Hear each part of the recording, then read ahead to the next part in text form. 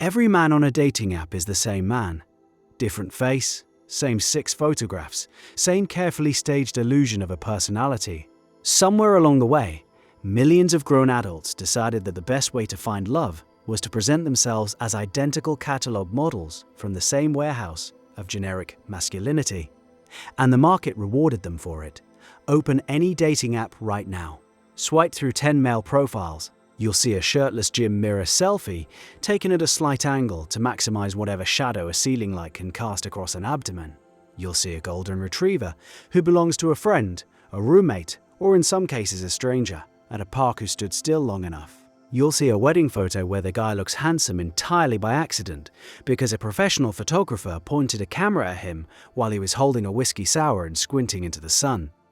You'll see a hiking trail, a sports bar, and one black and white photo from approximately 2017 that makes him look like a young JFK if you don't zoom in. 6 photos, copy-pasted across millions of profiles. The dating equivalent of a resume template from Microsoft Word. The wild part is that this formula works well enough to self-perpetuate. A guy gets 3 matches using this exact grid. His friend asks what photos he used. The friend copies the template. That friend's co-worker copies the copy. Within 2 years, every heterosexual man between 24 and 38 is presenting the same visual pitch deck to women, who are now swiping through what amounts to a single man in regional variations. And naturally, someone figured out how to charge money for this. Dating profile photo coaches are a real profession now.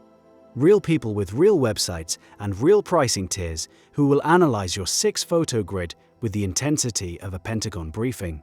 They'll tell you the gym selfie needs to go in slot 3 because slot 1 should be approachable, and by slot 3 she's already committed enough thumb energy to tolerate your flexing.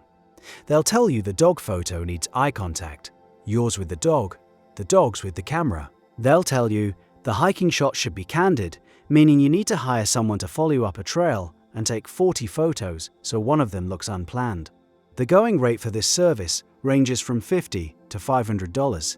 For the premium tier, some coaches will actually accompany you to locations, a brewery, a rooftop, a farmer's market, and direct a full photo shoot designed to look like you just happen to live inside a stock photo. Your entire romantic future outsourced to a content strategist. And the coaching doesn't stop at photos. There are consultants who will rewrite your bio for you, optimize your prompts, A/B test your opening lines. One service actually tracks your match rate week over week and adjusts your profile like it's a paid search campaign.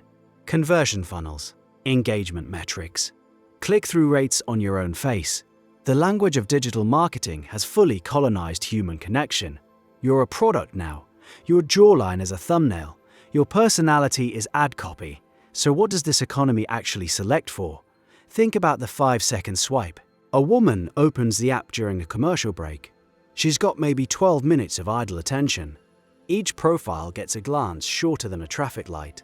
In that window, she's processing your photo grid, your height, your first bio line, and whatever gut reaction her brain assembles from all of it.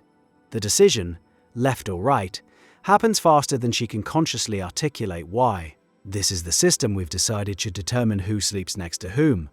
A judgment engine running on less data than you'd use to pick a sandwich. And the men who succeed in this system have learned something specific. They've learned that the grid is the game. The personality is decorative. What matters is visual pattern recognition. Does this collection of 6 images trigger enough positive microsignals in under 5 seconds to earn a right swipe? The answer has almost nothing to do with who you are. It has everything to do with whether your photographer understood lighting, which creates a genuinely strange feedback loop. The men who match the most are the men with the most optimized grids. The most optimized grids come from coaches. Coaches teach the same template, so the men who match the most all look the same. And the women swiping through them start experiencing a kind of face blindness, a parade of interchangeable hiking enthusiasts who all love dogs they don't own and all went to one really photogenic wedding. The dog thing deserves its own moment. There is a thriving informal economy of men borrowing dogs for dating profile photos. Friends' dogs, siblings' dogs, dogs encountered at the park. One survey found that profiles with dogs get significantly more matches. So now men who've never fed an animal in their lives are crouching next to labradoodles with the desperation of a politician kissing a baby. The dog is a prop, a furry trust signal. I'm capable of caring for another living thing, the photo says, while the man's actual apartment contains a mattress on the floor and a single fork. The wedding photo is its own category of delusion. Every man has one photo where he looks unreasonably good, and it's always from a wedding. The suit was rented, the lighting was professional, his hair was done by a relative who grabbed him in the bathroom and said, "Hold still. He will never look like this again." He looked like this for 4 hours in 2019, and someone's aunt captured it on an iPhone. That photo is now doing more romantic labor than the man himself, and the black and white filter on that last photo slot. A choice so universal it might as well be federally mandated. The black and white photo exists because it adds an air of mystery and artistic depth to what is usually a slightly blurry image of a guy leaning against a wall at a rehearsal dinner. In color, he's a man at a party. In black and white, he's a European film director contemplating mortality. The filter is doing incredible amounts of heavy lifting.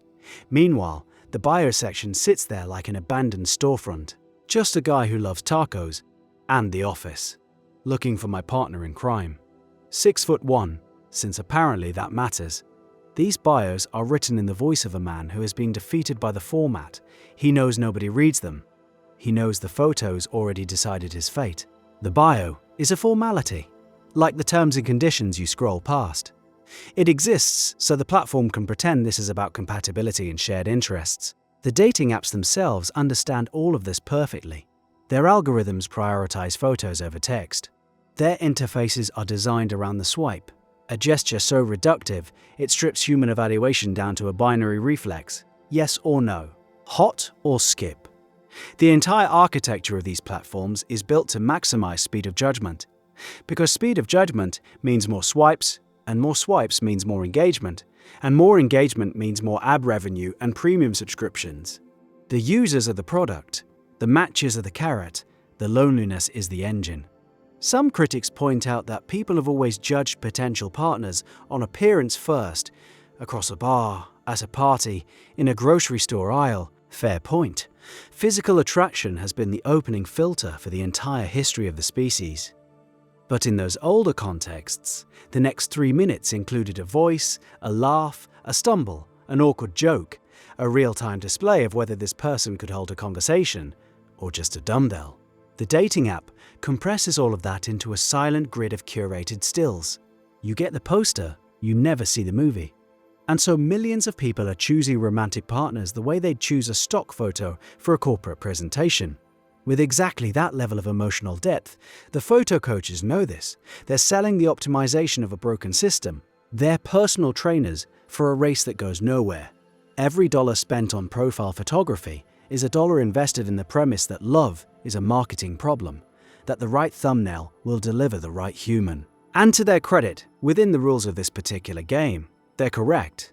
Better photos do get more matches. The coaches deliver results. The results just happen to be meaningless at scale, because the person who shows up to the date is still a guy whose apartment has a mattress on the floor and a single fork. The golden retriever is back at his friend's house. The suit is at Men's Warehouse. The black and white mystery evaporated the moment he said, "So, do you like tacos?" The apps, the coaches, the borrowed dogs, the recycled wedding photos is a monument to the gap between presentation and reality. A civilization-wide agreement to pretend that a curated image grid is a reasonable proxy for human compatibility. We built technology that connects billions of people and then reduced its interface to a game simpler than tic-tac-toe. Every few months, someone publishes a study showing that dating app users report higher rates of loneliness than people who meet partners through other channels. The apps respond by adding new features, video prompts, voice notes, personality quizzes. Each feature is an admission that the photo grid was never enough. Each feature gets ignored in favor of the photo grid anyway. The 6 photos endure. The template holds. Somewhere right now, a 27-year-old man is asking his roommate's girlfriend if he can borrow her dog for 20 minutes. He's got a photographer meeting him at the park at golden hour. The light will be perfect. The dog will be cooperative. The resulting photo will land in slot 2 of a grid that looks exactly like every other grid. on a platform that profits from the distance between who he appears to be and who he actually is. The fork on his kitchen counter is still the only one he owns.